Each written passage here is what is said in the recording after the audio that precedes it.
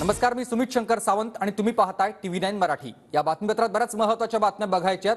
सुरुवातीच्याच दिवसभरातली एक महत्त्वाची बातमी, ठाकरेगडाचे आमदार रवींद्र वायकर यांच्या घरावर ईडीनं धाड टाकलेली आहे। जोगेश्वरी येथील भूखंड घोटाळा प्रकरणी ईडीनं छापेमारी केलेली आहे। सकाळी 8:30 वाजेपासून ईडीचं पथक वायकर यांच्या घरी दाखल झालं। ईडीचे 10 ते 12 अधिकारी वायकर यांच्या घरी चौकशीसाठी दाखल झाले आहेत। जोगेश्वरी येथील भूखंड घोटाळा प्रकरणी वायकर ईडीच्या रडारवर आहेत।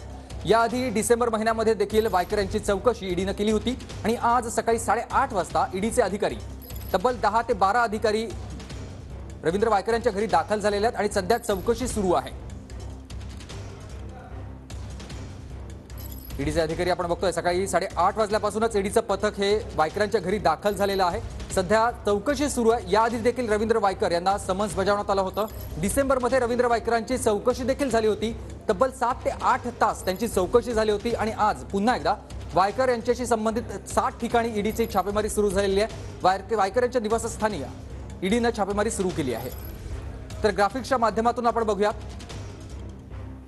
रवींद्र वायकरांच्या घरी ईडीची धाड पडलेली आहे। जोगेश्वरीमधील भूखंड घोटाळा प्रकरणी ईडीचं धाड सत्र सुरू झालं आहे। रवींद्र वायकरांच्या घरी सकाळी 8:30 वाजता ईडीचे 10 ते 12 अधिकारी दाखल झाले। रवींद्र वायकरांशी संबंधित 7 ठिकाणी ईडीनं छापेमारी सुरू केली आहे। रवींद्र वायकरांसह त्यांच्या भागीदारांवर देखील ईडीनं धाड टाकलेली आहे। तर वायकरांच्या घरावर ईडीची धाड पडलेली आहे। मुंबई पालिकेच्या जागेवर 500 कोटींच्या 5 स्टार हॉटेलचं बांधकाम केल्याचा आरोप वायकरांवर आहे। मातोश्री स्पोर्ट्स ट्रस्ट आणि सुप्रीमो बँक्वेटच्या नावानं शेकडो कोटींच्या घोटाळ्याचा आरोप त्यांच्यावर आहे। पालिकेच्या अखत्यारीत असलेले क्रीडांगण आणि गार्डनच्या जागेवर बांधकाम केल्याचा ठपका ठेवण्यात आला आहे। जोगेश्वरी विक्रोळी लिंक रोडवरील व्यारवली या गावात बांधकाम केल्याचा आरोप वायकरांवर आहे।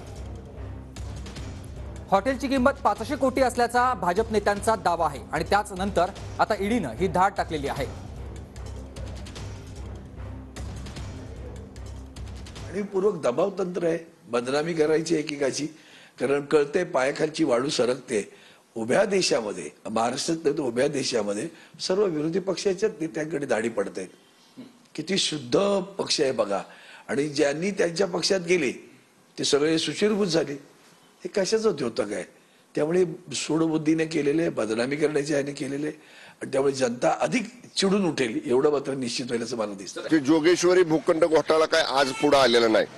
गेली 4-5 वर्ष झाली ते गाजतोय। विधानसभेत सुद्धा अनेक वेळा त्याच्यावरती चर्चा झालेली आहे। त्यामुळे मी तेच म्हणतोय, समजा ईडीकडे त्या बाबतीतली काय माहिती गेली असेल, तक्रार गेली असेल किंवा त्यांच्या प्राथमिक चौकशीमध्ये काही गोष्टी पुढे आल्या असतील तर ते अधिक माहिती घेऊ शकतात। म्हणजे सकृतदर्शनी जर ईडीला वाटत असेल की याचा खोलवर तपास केला पाहिजे, अधिक कागदपत्र सर्च केली पाहिजेत, तर तो त्यांचा अधिकार आहे।